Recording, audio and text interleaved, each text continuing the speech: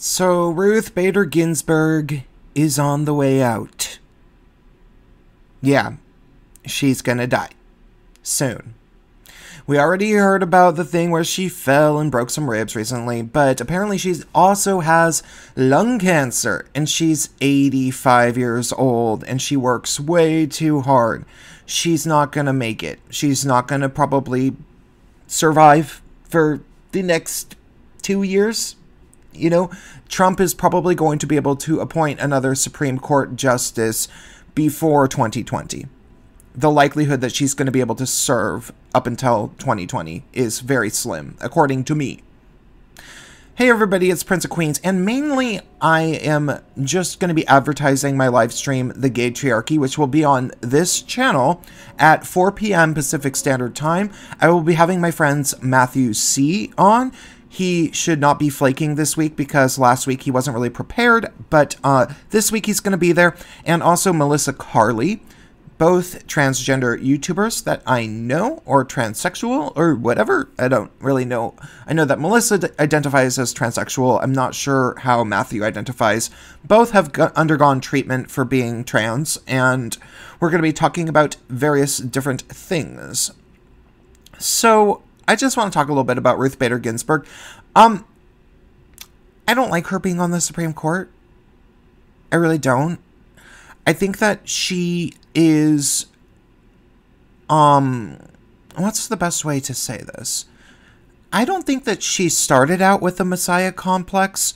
She was definitely always an ideologue. I watched the RBG movie with my mother. My mother, you know, being a old second wave feminist herself, she always looked up to Ruth Bader Ginsburg a lot and wanted to see the documentary, and the documentary was not a real documentary. I felt like it was a preview for something that should have been around 6 hours, because it didn't really go into too much depth about her career.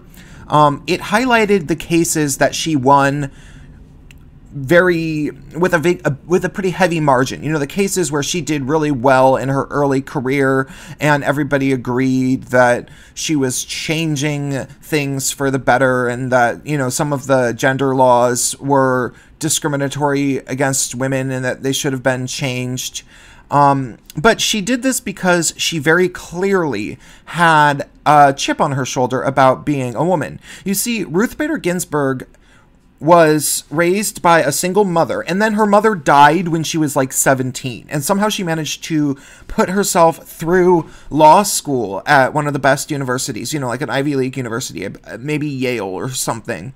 She was a very smart young woman, and that was clear by watching the movie, and that even in, you know, in her old age now, while she's completely senile, seemingly, and not completely, but senile enough to fall asleep once during the State of the Union address, she's very, very old. My father is 85 years old, and I know what these people are like.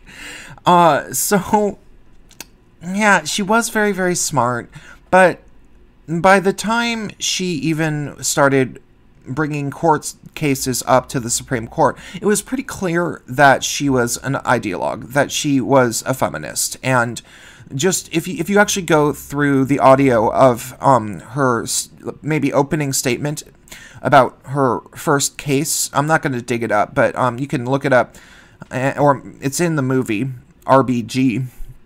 It's so clear that she's an ideologue, and that, you know, she was trying to change the laws based on legal precedent and based on what would be most fair for women in terms of entering into the workforce and education relating to the Constitution.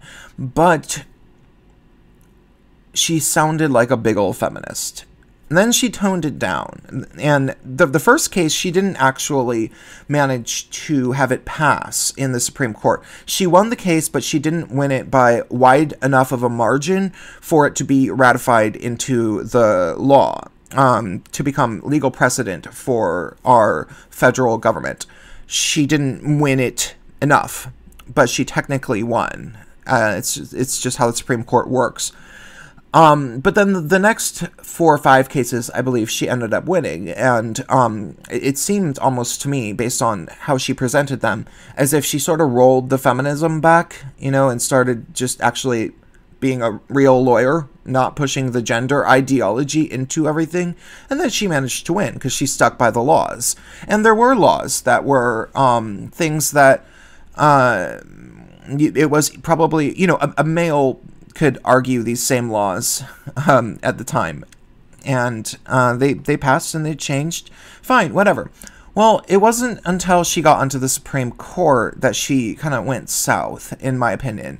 And I think what kind of happened was that she became drunk with power and fame, because young feminists ended up lionizing her as this like feminist godmother. She was the queen matriarch of all of America to a lot of young feminists. And then it was just like, I don't even think that she was really thinking all that much about the law at all. Like, in the movie, it got to the point where they made a montage out of all of the different times that she voted no on different cases that were brought up to the Supreme Court. Like, she was like, no, like almost like she was Donald Trump. You're fired. You're fired. You're fired. And so like Ruth Bader Ginsburg is voting no.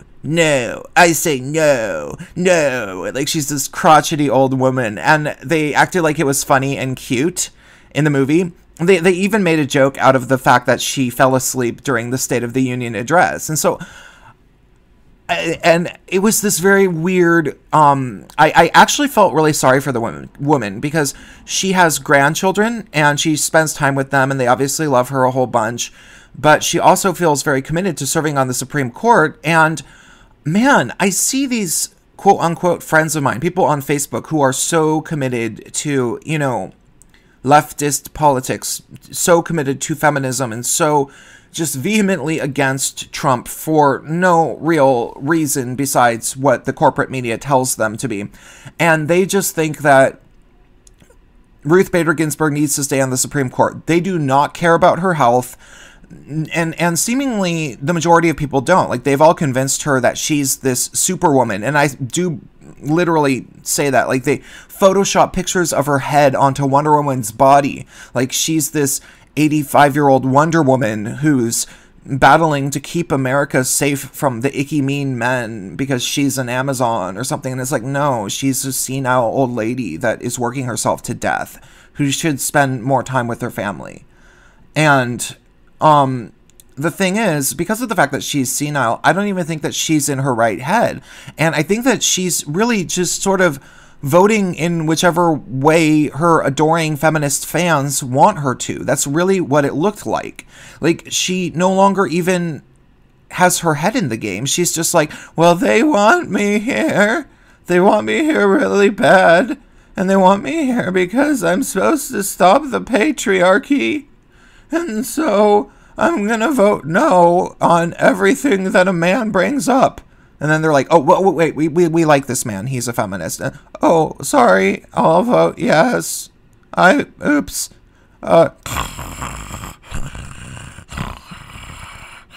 Like, that's like seriously what it's like. So now she has lung cancer. And I'm still seeing, I almost used the F word. I almost used the word that rhymes with maggot and starts with an F. To describe my gay male friends on my Facebook friend list, because they're like, no, don't die, you better not die. And it's like, okay, if you actually cared about her at all, and not yourself and your own just comfortable vision of what politics is to you, you would tell her, geez, maybe it's time for you to step down off the Supreme Court. You have lung cancer, you fell, you broke your ribs, you're 85, you're falling asleep during the, like, that was a few years ago when she fell asleep during the State of the Union address. And she should step down. She shouldn't be serving anymore. But these people, they're so committed to not having to think deeply about politics. Like, as long as some of the establishment still has ultimate supreme power, and, you know, the Supreme Court is supreme power, it is for life, and it is, in a lot of ways, is the most important position in our nation, because the Supreme Court can do a lot of things together if they can work together. But as long as these leftist gay church ladies have somebody that they think is, you know, their supreme representative in the highest level of government, they don't have to reassess their political worldview, because they think, well, no, we still got RBG, so we're still sort of winning, right?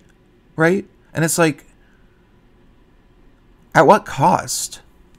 You have this elderly woman hanging on to life like on a shoestring, barely coherent, and you just want her to work herself to death and die an unhappy, painful death, because that'll make you not have to think very much about politics for a little while. You can still just think, well, Trump stole the election with Putin's help, and really it was her turn the whole time. Hillary Clinton will still be president, and there will be a Democrat in 2020, and we still have RBG, and she's going to live forever. All right, tune in to Gaytriarchy, 4 p.m. See ya.